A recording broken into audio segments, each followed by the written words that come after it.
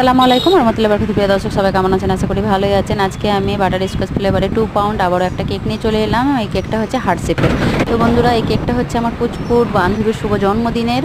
ও বলেছিল যে নিজের মতন করতে কেকটা, তো তাই আমি নিজের মতো করে করছি। তো আমি অল্প একটু কেক বোর্ডের উপরে ক্রিম দিয়ে আর একটা কেকের পার্ট বসিয়ে দিলাম। দেওয়ার পর ওখানে আমি সুগার সিরাপ দিয়ে আর বাটার স্কচ ক্রাশ দিলাম। একজন জানতে চেয়েছিলেন যে ভিতরে কী দিই আর উপরে কী দিই। তো কেকের ভিতরে আমি দিই বাটার স্কচ ক্রাশ বা অরেঞ্জ ক্রাশ এরকম, আর উপরে যেটা জেল দিয়ে থাকে, কেক যে কেউ করে দিতে বলে তো জেল দিয়ে করে দিই।